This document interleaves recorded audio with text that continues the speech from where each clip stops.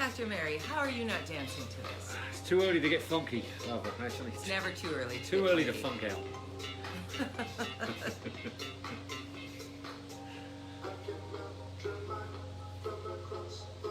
Good morning. Good morning, and again, thank you, Quinn Delval, for the music interlude. Little meditation funk this morning. You can't beat that. Hi. Hello, how are you?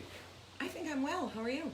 A little chilly, actually. I guess fall is here. Fall is wow. here. Wow, fall is here. Not cool. Anyway, I guess it has to come. What do you say? Miasma is such a great word. I agree, Sandy. It is a great word. So today we're talking about an article from a new friend of ours, Dr. Mike Mattis, who's a cardiothoracic surgeon and professor and recovering addict, and has chosen to use his challenges to motivate, inspire, and educate the medical profession in particular, because burnout and addiction is a legitimate problem in that profession. He must be a very good communicator, because I had the pleasure of meeting with him a few weeks ago, and it was a really interesting conversation. Geez, I hope you can hear us over that unbelievably loud lawnmower next door. He's also a very real human being, which is nice. He was very real. We liked him a lot, so we're looking forward to seeing him again. He's in Minneapolis. So anyway, this article, if you haven't read it, blog post that I posted, I'm not obviously going to read the whole thing for you, and I encourage you to read it, but there were some pieces to this that when I was reading it felt like they were right up the alley of Daily Dose and what we're trying to do. So I'm going to introduce some stuff. Maz is going to explain it, and then we're going to talk about it.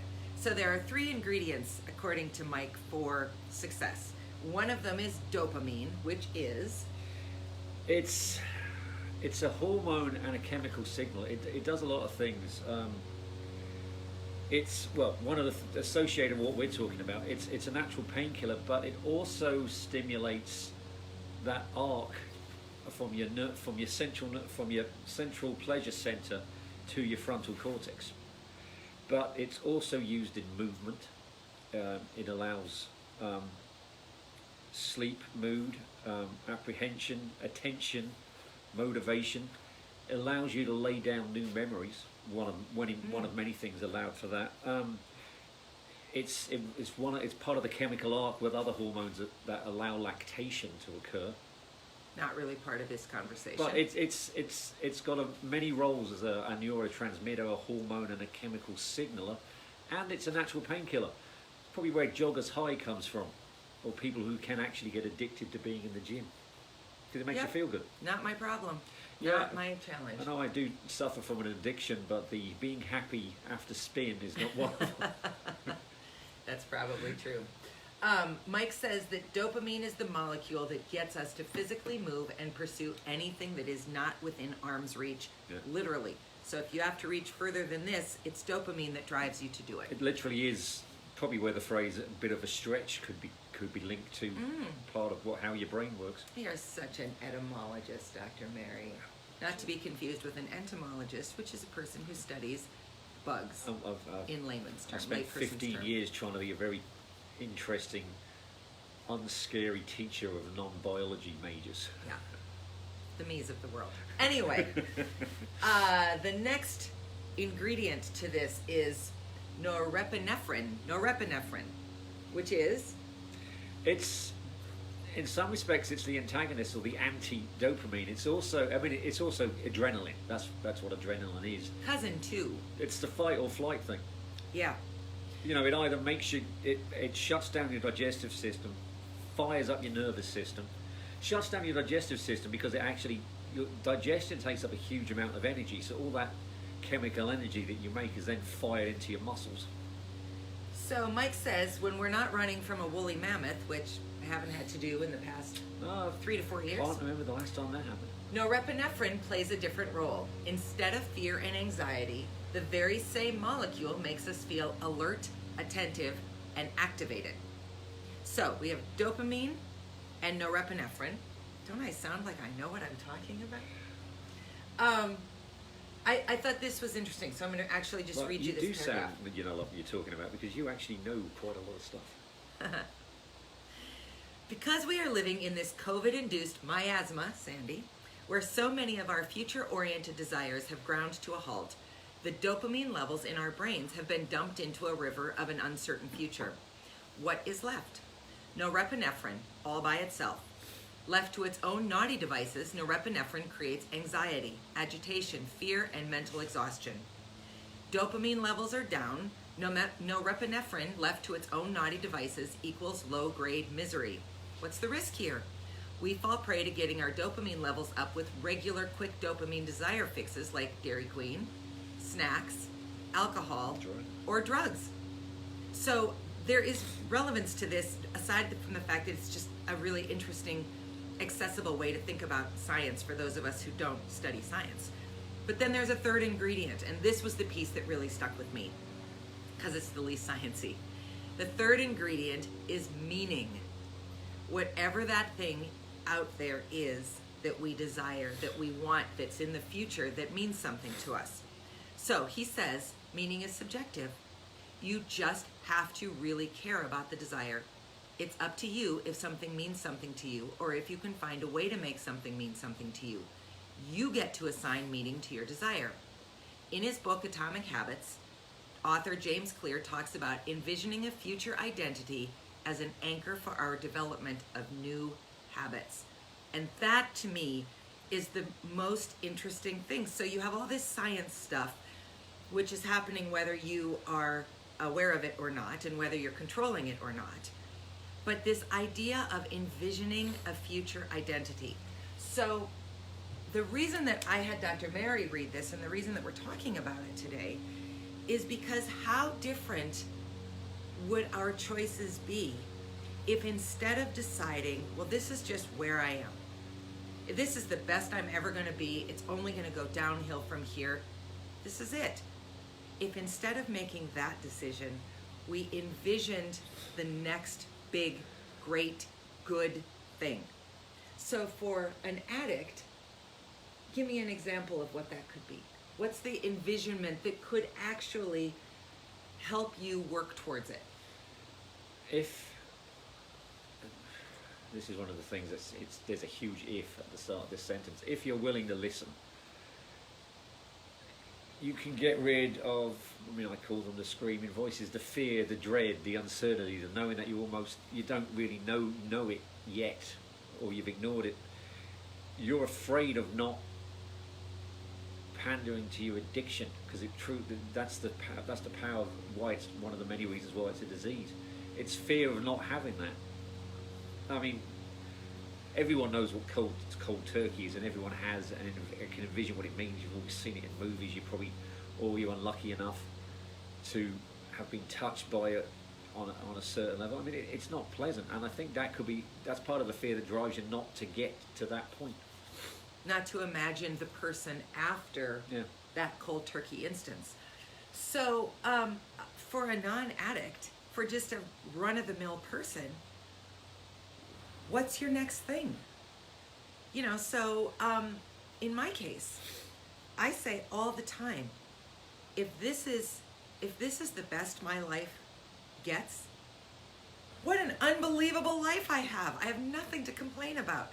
I have a job that I find meaning and value in, that provides a lot of financial security and emotional, it feeds me emotionally and intellectually, and it allows me to perform in front of people in lots of ways, and it allows me to write, and it gives me a platform, and it does all the things that my performer artist self needs. And I have this great marriage, and I have this great kid, and we practically own our house, and we got a ridiculous dog, and I like my prairie flower garden. I mean, my family is healthy. Nobody got COVID. Knock on some wood. All the things that we need, that I need, I already have. But guess what? I want more. I'm envisioning more. I'm envisioning my next. And I think my next involves much more of this kind of work. I think it's part of our next. But if we don't envision it, we'll never get there, because you have to. I don't want to fall into it. I want to plan it. I want to intentionally strategize it. So I have to know, what am I intentionally strategizing towards and for. And it's part of why I'm going on this 2-week writing residency starting tomorrow. Well, envisioning your future, that's what it means. What is your life after addiction? Well, I guess our couples counsellor, I think his name was Michael, I'm never sure, said to me, I'm at an advantage because I was a late on-stage alcoholic. To envision the future, you've got to think of the past, and I had a lot of my past where I was not suffering from an addiction. Yeah. If you're 20 years old and all you know is, I started drinking when I was 13, that's really hard to remember or to grasp hold of something from the past to help you in the future. But not impossible. But not impossible. It was just easier for me. Yeah. So, Mike says this. It's critical to keep the dopamine levels up in our brain day after day. It is essential to celebrate the small wins day after day. When we actively celebrate our small wins on the path to our goal, it is a reward to the brain, which gives us a little dopamine boost, which changes norepinephrine from being a naughty little molecule to being a good little molecule. The dopamine boost makes us feel good and lowers anxiety. So, the formula is dopamine, which is desire, plus norepinephrine, which is activation, plus meaning, plus small win celebrations equals enjoyable pursuit of a goal. Plug in your desire, whether it's to stop using a substance or to lose weight or to get a new job or to find a spouse or to whatever. The blank is yours to fill in. Plug in your desire and what it means to you. Get started one small step at a time, one day at a time, and celebrate. So give the example that you learned in rehab that you talk about a lot that's so powerful. This was suggested to me by a woman I will always be grateful for the rest of my life. Everyone and their dog who watches this knows you're grateful to Joanne. Joanne. Thank you, But Joanne. She said to me, this is what you all should do.